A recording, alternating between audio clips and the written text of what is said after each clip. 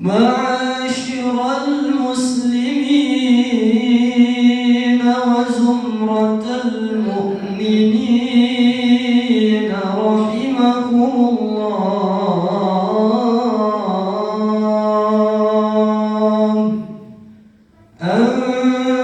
أنصتوا واسمعوا وأطيعوا جامعة رحمكم الله.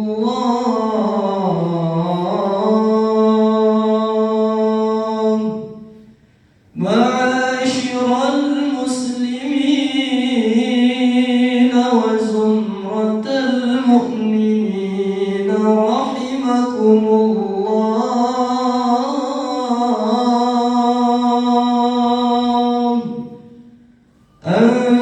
أنصتوا واسمعوا وأطيعوا جامعة رحمكم الله.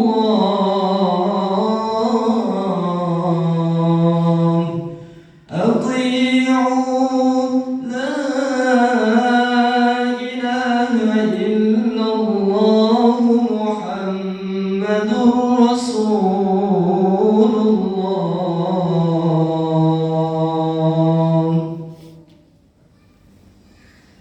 اللهم صل على سيدنا محمد في الأولين والآخرين وبارك وسلم ورضي الله تبارك وتعالى عن كل الصحابة رسول الله أجمعين. اللهم قو الإسلام والمسلمين والمسلمات وسيرهم سير من تمسك بالدين القويم. رب اختم لنا والمسلمين منك بخير يا خير الناصرين برحمتك يا أرحم الراحمين، والحمد لله رب العالمين.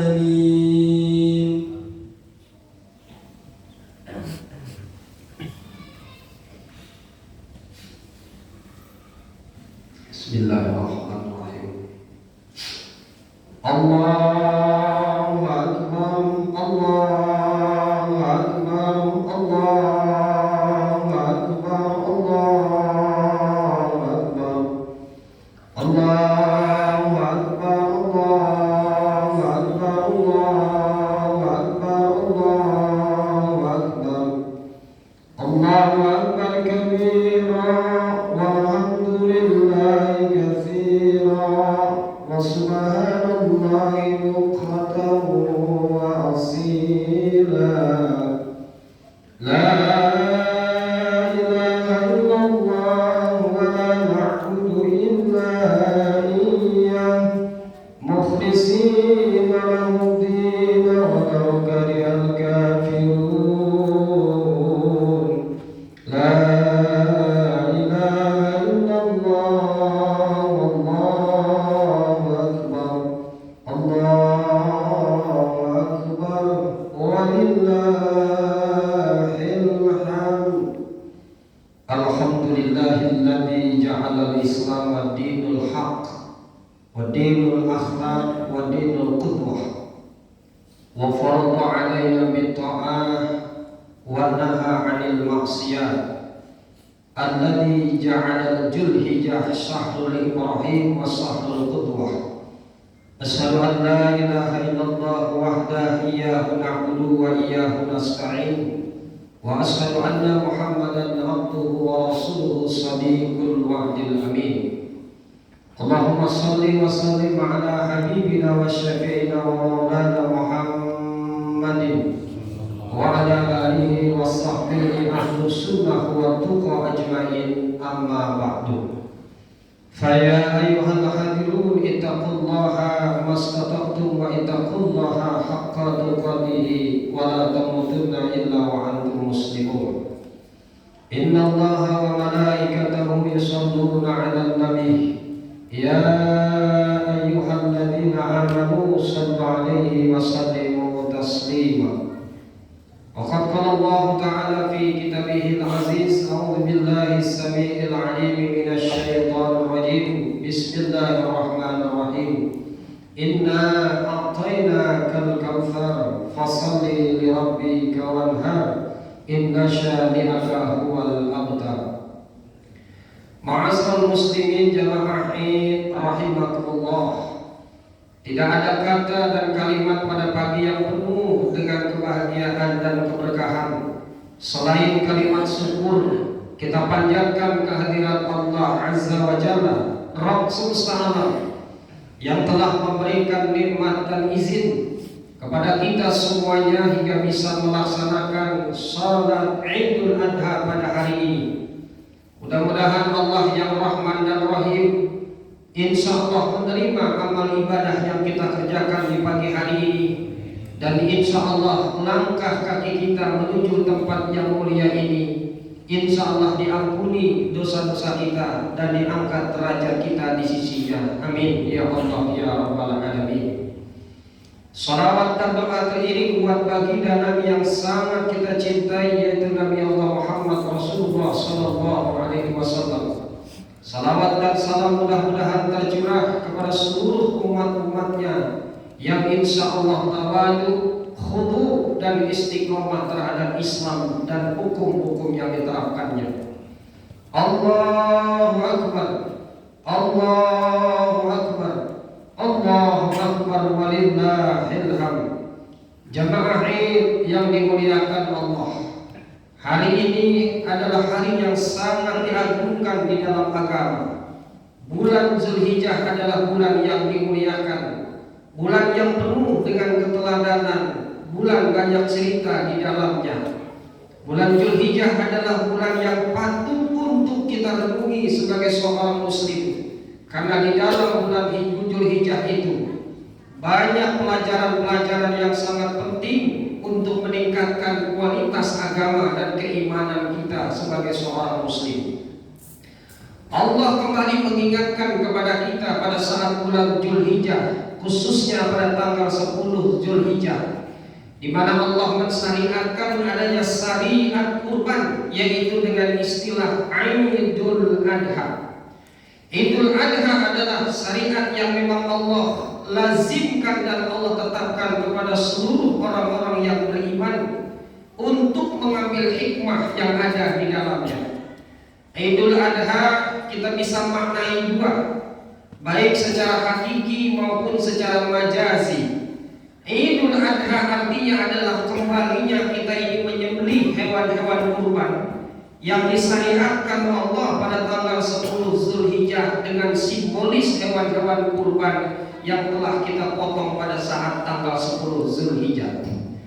Kemudian juga Idul Adha itu maknanya adalah kembali kepada qurba, yaitu mendekatkan diri kepada Allah untuk menjadi orang-orang yang berjuang dan orang-orang yang rela berkorban harta, jiwa dan seluruh tenaga kita untuk perintah Allah dalam rangka mencari ridhonya.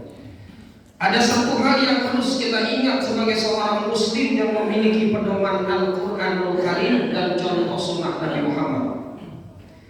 Idul Adha itu adalah bukan acara tahunan ritual yang cuma sekedar rame-rame menyembelih hewan kurban, dagingnya kita bagi-bagikan setelah kambingnya atau dagingnya kita potong, kita makan bersama.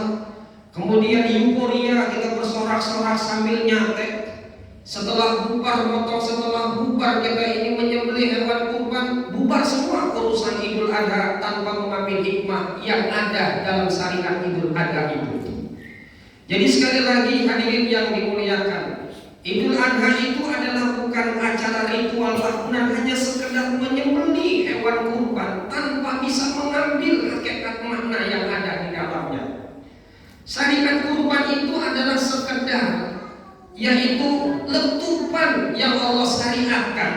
Kalau kita berbicara syariat kurban, Kalau kita berbicara yang namanya Idul Adha, kita tidak akan pernah terlepas dari 3 sosok pribadi yang sangat agung, yaitu Nabi Allah Ibrahim alaihissalam dan juga ibunda Hajar, kemudian juga putranya yang sangat tangguh yaitu Nabi Allah Ismail alaihissalam. Jadi syariat kurban ini adalah efek daripada keluarga yang soleh yang diperintahkan Allah untuk melaksanakan syariat kurban. Perlu diingat hadirin yang dimuliakan oleh Allah, Ibrahim ini adalah sosok orang tua yang sangat tangguh, di samping dia sebagai seorang nabi. Dari Ibrahimlah terbentuk keluarga yang soleh, dari Ibrahimlah terbentuk pribadi istri yang solehah, dan dari Ibrahim pula lah terbentuk pribadi anak yang tangguh sekelas Nabi Allah Ismail alaihissalam. Jadi sebelum kita berbicara syariat kurban, hanya sekedar memotong hewan kurban, itu soal perkara yang gampang, perkara yang sepele dan seperti itu. Tapi bagaimana kita bisa menjadikan pribadi kita ini memiliki jiwa pengorbanan yang sangat tinggi terhadap Islam ini? Itu yang patut untuk kita renungi dan patut untuk kita miliki sebagai seorang muslim. Hadirin yang dimuliakan, Ibrahim itu adalah peletak dasar-dasar rumah tangga yang sakinah mawaddah warahmah, dan sekaligus peletak daripada syariat rumah tangga yang soleh dan solehah, hingga menghasilkan keturunan zuriat yang paling thayyib sampai kepada baginda dan Muhammad Rasulullah SAW. Ini yang harus kita ingat hadirin. Nabi Ibrahim membangun rumah tangga itu bukan perjalanan yang mudah dan juga bukan perkara yang ringan. Ujian demi ujian ditempa oleh Allah kepada Nabi Ibrahim. Perintah-perintah juga ditempa oleh Allah kepada Nabi Ibrahim. Kemudian dia lolos dari ujian yang Allah perintahkan kepadanya. Maka pribadi Ibrahim adalah pribadi yang sangat tangguh. Dan yang harus kita angkat pada momentum Idul Adha hari ini adalah pendidikan kepada keluarga dan pendidikan anak yang harus kita angkat dalam topik pembicaraan untuk isu kita di dalam menjalankan kehidupan sebagai seorang muslim. Hadirin, Ibrahim itu adalah guru parenting Islam. Dia adalah founder, peletak dasar daripada disiplin ilmu rumah tangga. Jadi kita sebagai seorang muslim yang diingatkan oleh Allah Subhanahu wa taala, ada di dalam Al-Qur'an itu tema-tema yang berkaitan dengan masalah keluarga. Dan perlu diingat hadirin, tanggung jawab yang besar yang nanti bisa kita pikul nanti di akhirat nanti, ya Allah ya tadi. Tanggung jawab yang diberikan Allah kepada kita ini tentang keluarga, istri dan anak-anak kita. Sampai-sampai Allah memberikan peringatan dengan tegas, ya ayyuhalladzina amanu qu anfusakum wa ahlikum nar. Hei jamaah Masjid Al-Adha Komplek Telaga Bestari, kau punya anak, kau punya istri, jaga itu anak dan istrimu, jangan sampai semuanya itu nyemplung ke neraka, termasuk kamu sendiri nyemplung ke neraka. Jadi suksesnya rumah tangga itu bukan cuma sekedar menafkahi anak, menafkahi istri, ngasih mobil mewah, ngasih rumah bagus, kemudian menyekolahkan anak sampai miliaran, sampai S3, S4, tapi tidak terbentuk pribadi yang tangguh terhadap agama.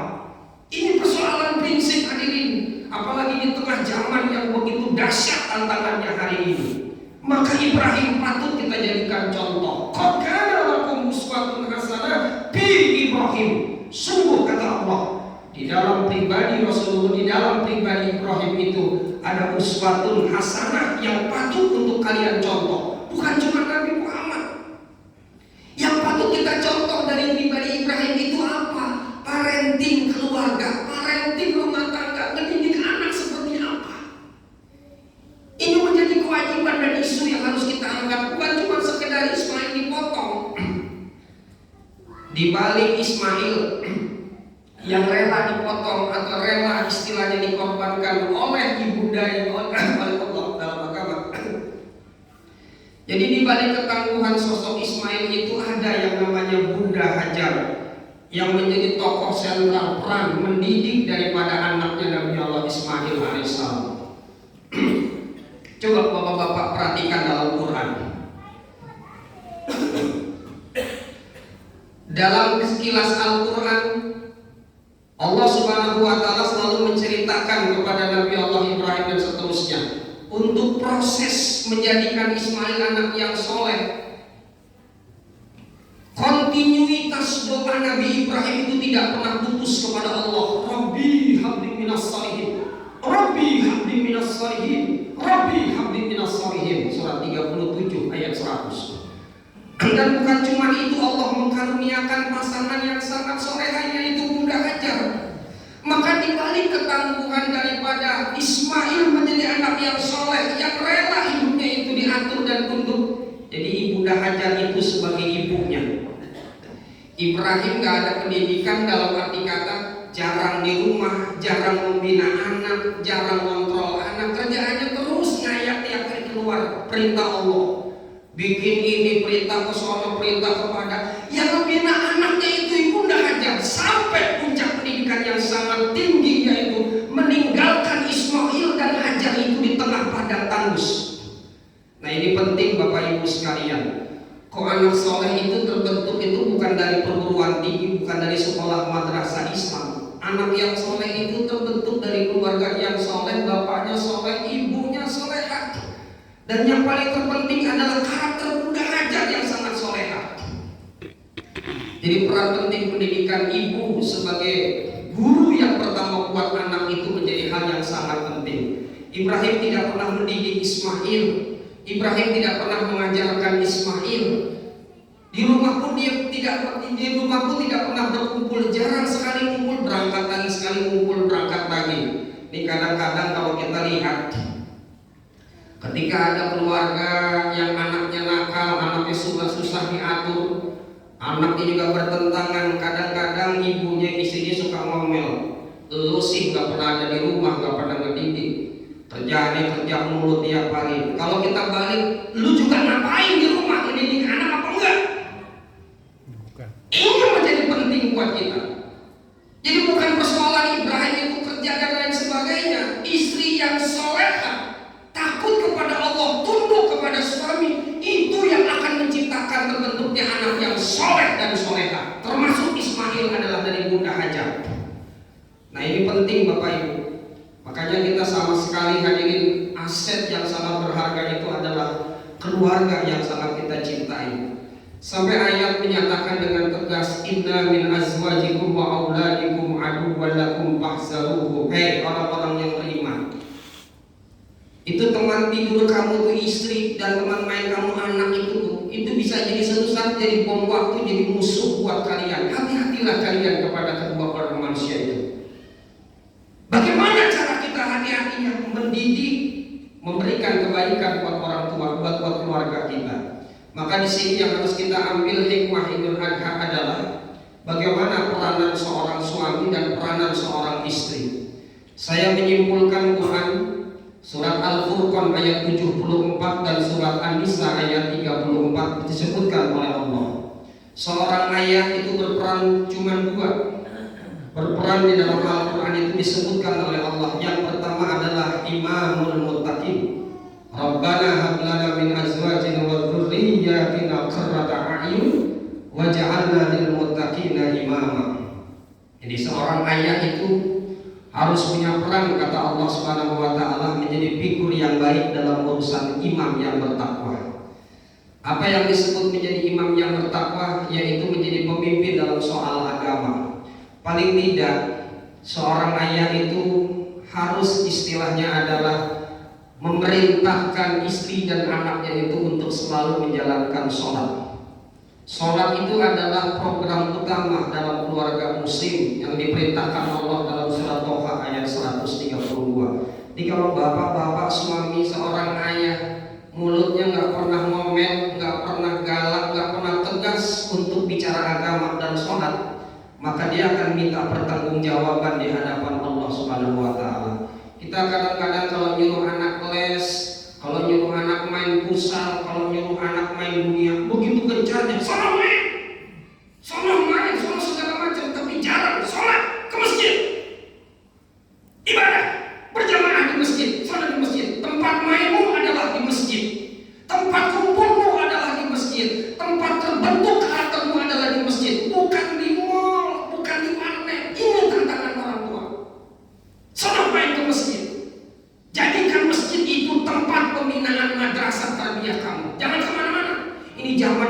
biasa Bapak-bapak. Apalagi tantangan kita hari ini adalah bagaimana orang tua bisa mengontrol anak itu dari gadget yang bisa membentuk pribadinya itu pribadi yang sangat amat menyimpang terhadap agama.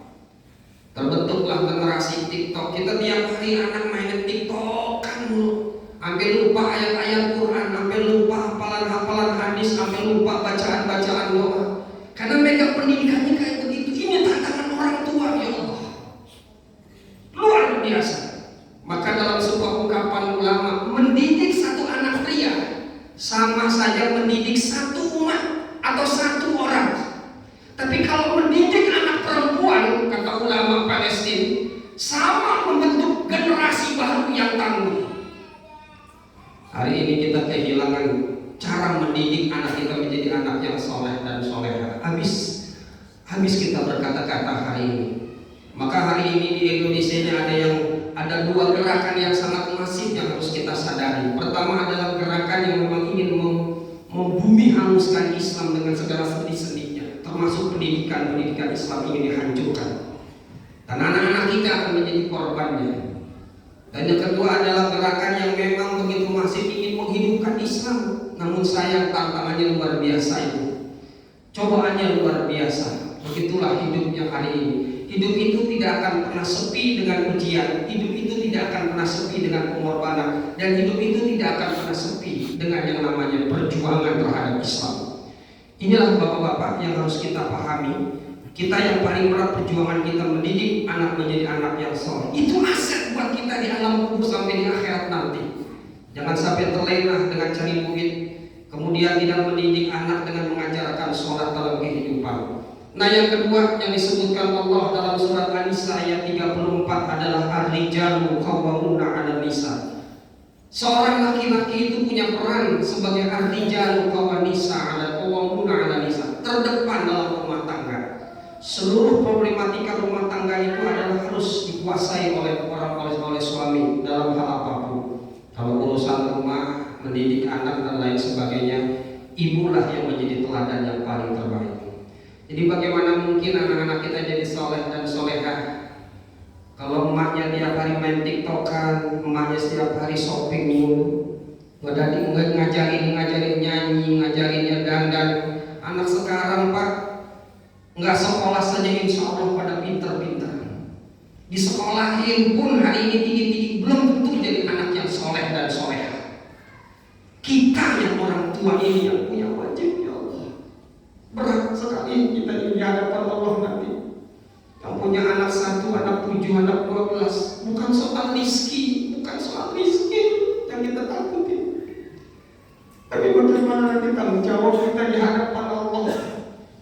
Apakah anak-anak kita menjadi komunis, sekuler kapitalis, menjadi anak-anak yang berkarakter orang-orang muslim dan fasik? Itu yang sangat berat buat kita.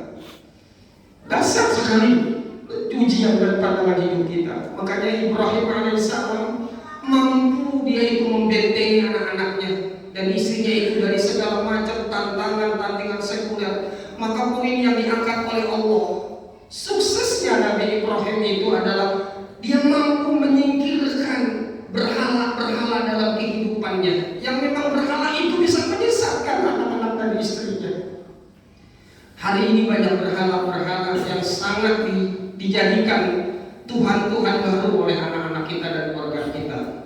Itulah handphone, nge-game, itu Tuhan-Tuhan baru, berhala-berhala baru yang dijadikan oleh anak-anak kita kiblat kehidupannya. Tidur seperti itu, main seperti itu, menjadi seperti itu. Tidak ada komunikasi rumah tangga dalam kehidupannya. Bapak entah pergi kemana, istri main apa, anak juga main apa, nggak ngerti urusan kita. Itu hadirin yang dimuliakan, hikmah Idul Adha yang kita ambil dalam pelajaran kehidupan kita. Sekali lagi, korban itu hanya simbolis, korban itu bentuk ketakwaan kita. Tapi bentuk yang nilai-nilai ketakwaan secara sosial di masyarakat juga perlu kita jadikan sebagai acuan dalam kehidupan kita. Allahu Akbar, Allahu Akbar, Allahu Akbar walillahil hamd. Mari kita berdoa kepada Allah Subhanahu wa taala. Mudah-mudahan perjalanan hidup kita membina rumah tangga ini, ya Allah, dibina dengan cahaya Al-Qur'an. dan dikaruniakan istri atau pasangan-pasangan yang solehah, yang insya Allah mampu ya Allah mencetak generasi ke depan menjadi generasi yang Qur'ani, yang punya tanggung jawab terhadap Islam dan agama. Allahumma ighfir lil mu'minin wal mu'minat wal muslimin wal muslimat al ahya'i minhum wal amwat innaka sami'un qaribun mujibud da'wat ya qadiyal hajat bi rahmatika ya Allah ya arhamar rahimin. Allahumma ihdinas siratal mustaqim, Allahumma ihdinas siratal mustaqim, siratal ladzina an'amta 'alaihim minan nabiyyin was-siddiqin wasyuhada'i was-shalihin. Allahumma anta waliyuna ya Allah, faghfir lana dhunubana, anta waliyuna fid dunya wal akhirah, faghfir lana dhunubana, faghfir lana dhunubana fa innaka anta khairul ghafirin, warhamna wa'fu 'anna fa innaka anta khairur rahimin. Allahumma arzuqna ya Allah dzurriyyatan thayyibatan waladan salihan wa imra'atan thawatan fa innaka anta khairur raziqin. Fansurna 'alal qaumil kafirin, fansurna 'alal qaumil munafiqin, fa innaka anta khairun nasirin. Rabbana taqabbal minna innaka antas samiul 'alim wa tub 'alaina innaka antat tawwabur rahim. Walhamdulillahi rabbil alamin. Barakallahu wa lakum bil Qur'anil azim. Hadanallahu wa iyyakum ajma'in. Billahi taufiq wal hidayah. Assalamualaikum warahmatullahi wabarakatuh. Sallallahu alaihi Muhammad sallallahu alaihi wasallam, sallallahu alaihi Muhammad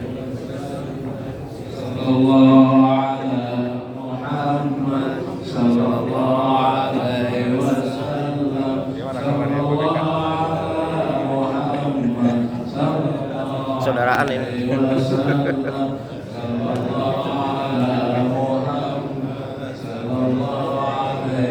Woi. Sallallahu alaihi wasallam.